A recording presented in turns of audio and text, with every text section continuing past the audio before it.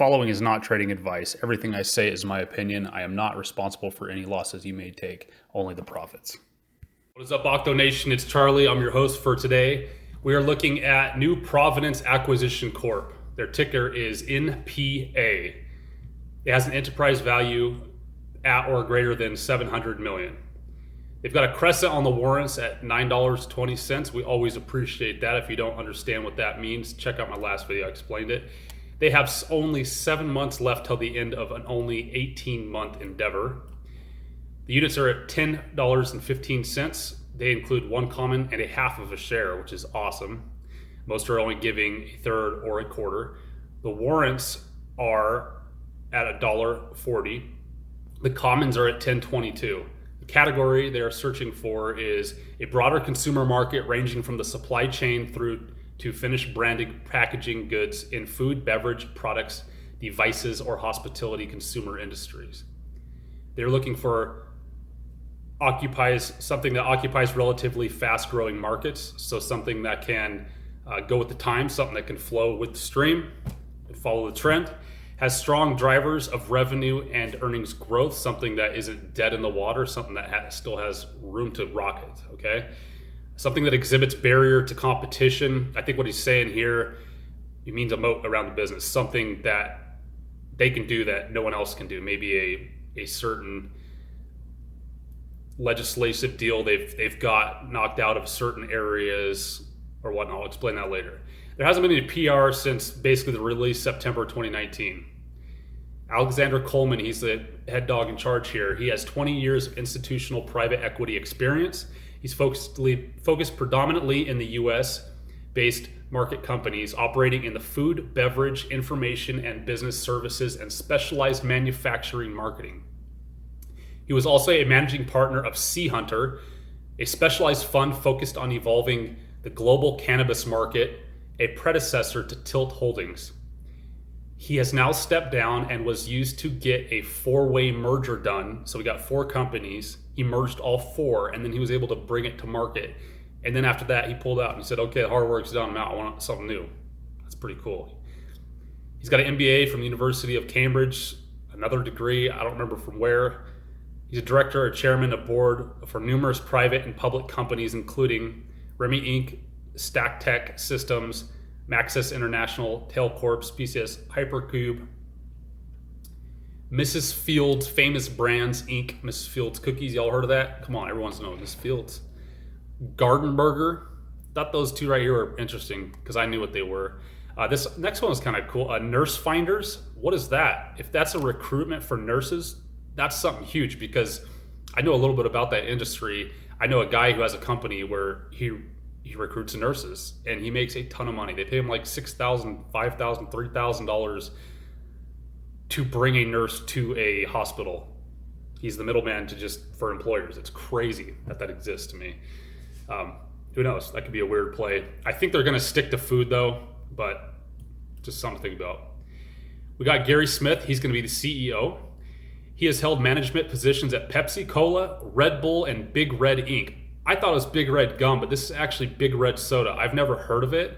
I'm guessing it's more of East Coast or Southern United States. I've been mostly based in the West Coast area, whole west of the United States. Never been really east. Let me know down in the comments if you know. He was CEO of Big Red. He built a diversified beverage company by acquiring numerous complementary brands across many segments of the market over a 10-year period, ultimately selling the business to Dr. Pepper, Keurig Dr. Pepper. So that's a heck of a deal. He led the buy-side acquisition and integration of All Sport. That's like the nasty tasting Gatorade. If anyone can sell that stuff, he can probably sell because I think All Sport was disgusting. Gatorade all tastes good, but all the All Sports I've ever had were nasty. New grape, I want to try that. Sounds good. I like grape drinks. Okay, purple drinks, good. Thomas Kemper, High Drive Energy Water. Energy Water is like a Red Bull. Exilence Energy Drink. I don't like that name. Can't even say it right. Exilence. Another guy, Rick Mazur, served on a board of directors. Mr. Zager has served as a chairman of the Culinary Institute of America. That's pretty huge. chairman of the Culinary Institute of America. It's huge. And was also been a member of the board for Food for All, Garden Burger, Thrifty Food of Burlington, and Hospital Cost Consultants and Accounting, Inc. Another guy here, we've got Mr. Geisenberger. He served as the CEO of Red Bull North America until 2007. So this guy, I mean, Red Bull, I think, was probably peaking right when he left. Because in 2003, it was getting hot. But 2007, it was just everywhere. Everywhere you looked, every sporting event, everything was Red Bull everywhere. This guy is a good dude to have on your team. I've also got a guy named Timothy Gannon. This guy is the co-founder of Outback Steakhouse. What better team could you have? I mean, I don't know. Where are my thoughts at? I'm thinking what we drank. This guy, the dude Alexander Coleman, he's got, so he's a big hedge guy. He manages tons of money, big businesses and all that. But he's well known in the weed industry, okay? Weed stuff, it becomes super speculative. It's hard to get approvals for things, is the big problem,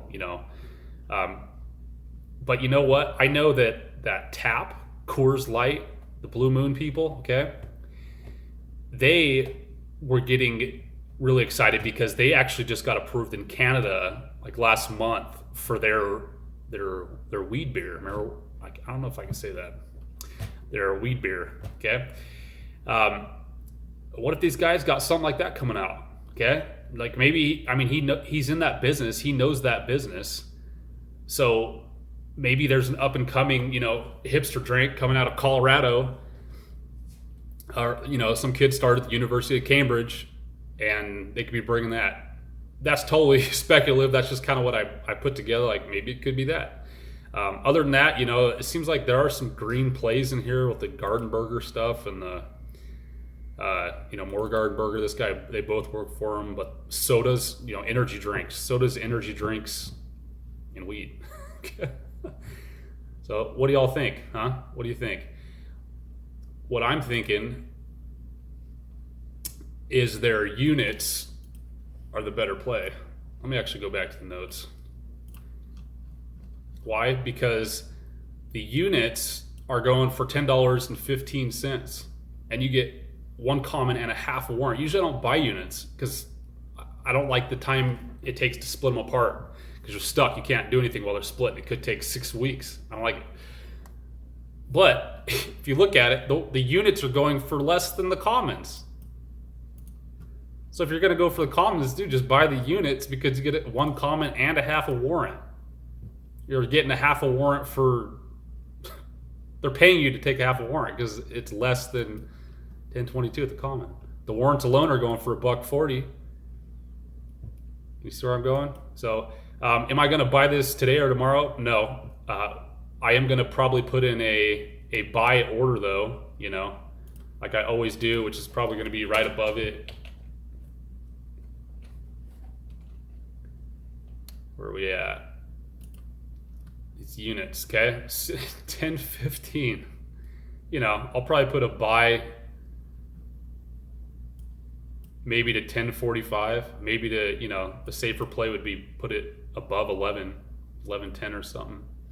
People like to tag dollars though in these SPACs. So they like to tag like 11 back down. They like to tag 12 right back down. So I like to go a little bit above. So if I were to go 11, I'd go like 11.10. That way it doesn't tag 11. I buy and then boom, it goes back down. So what do you think?